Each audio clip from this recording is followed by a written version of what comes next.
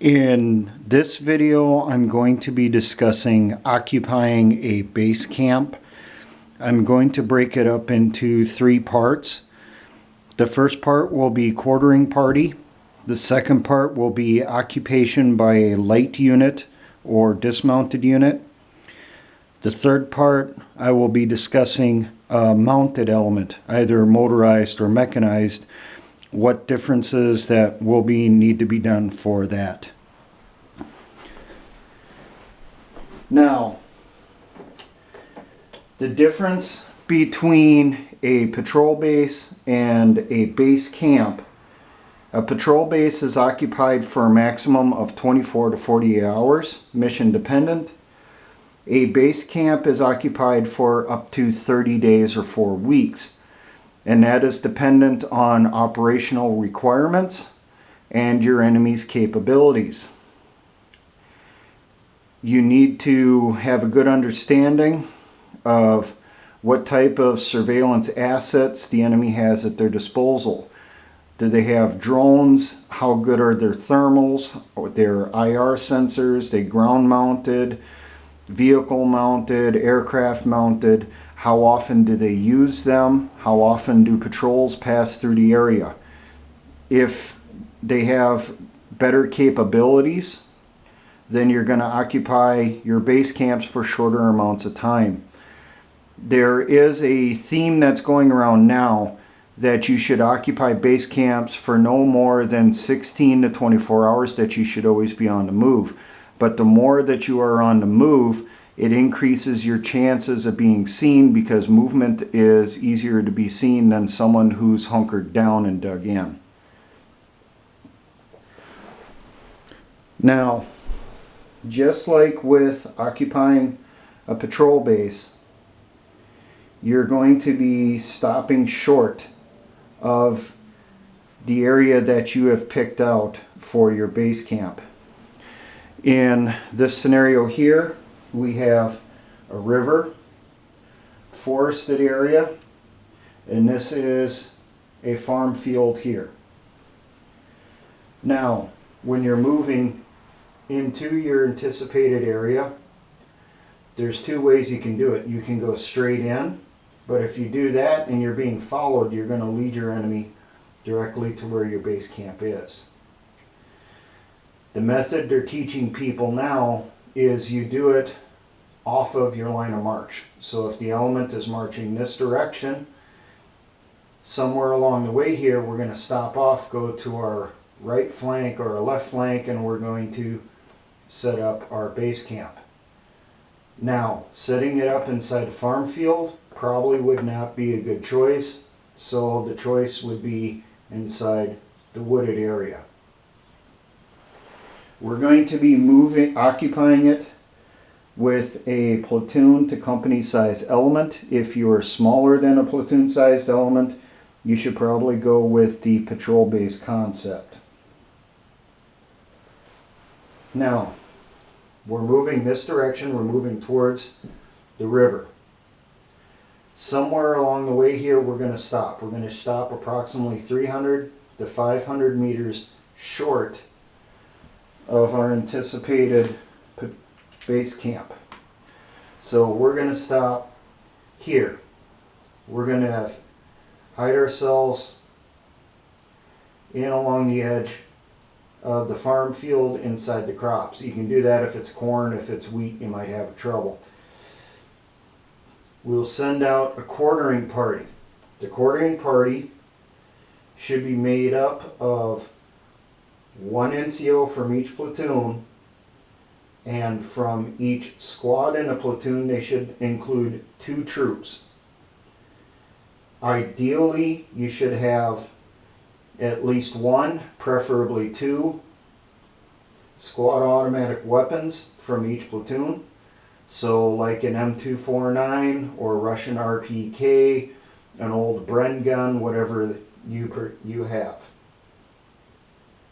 There'll be 1 NCO that will be in overall command of the quartering party.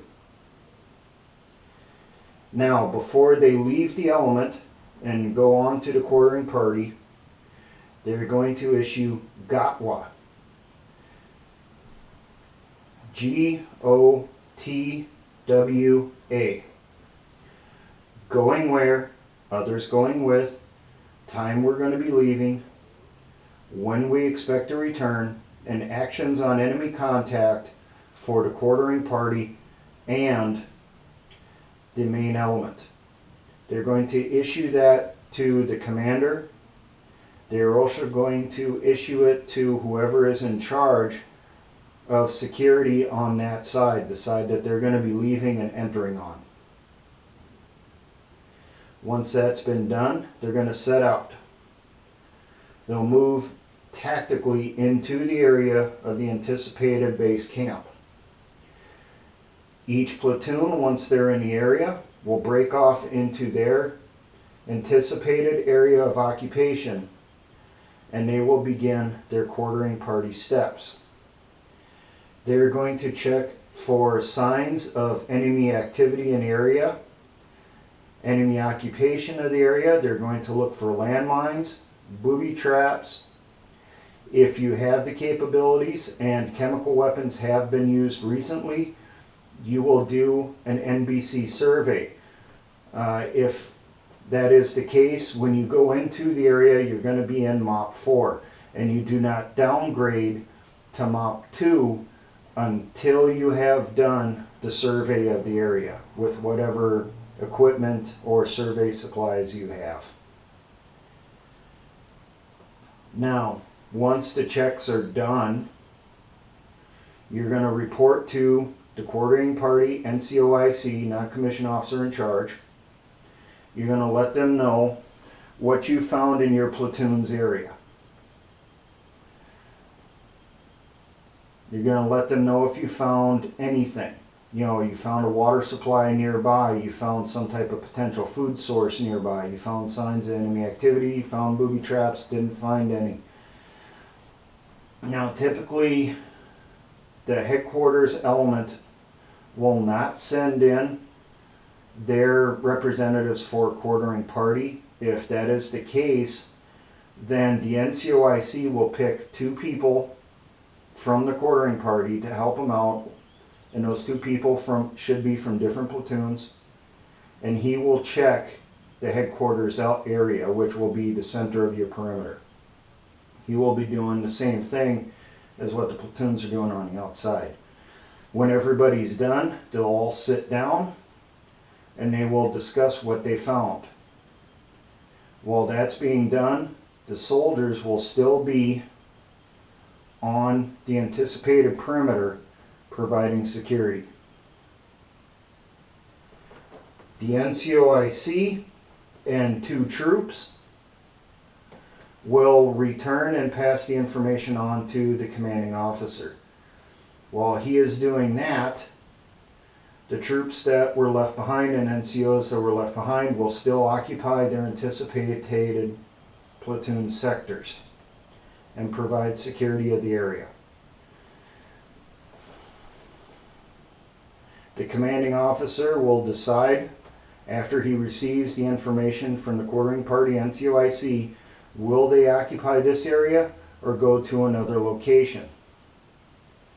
If he decides he will occupy this area, the unit will move out and up into the area.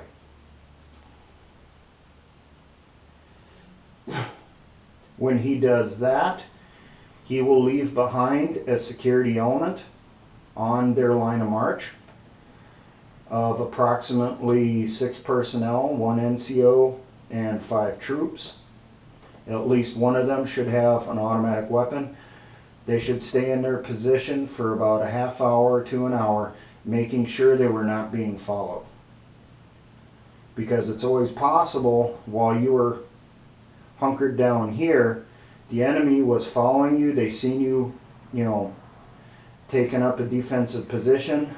They're back here somewhere, and they're watching you. When they see the main element move out, they'll continue up to try to follow you. That's why you leave a small security element behind. And that covers the basic steps for conducting a quartering party.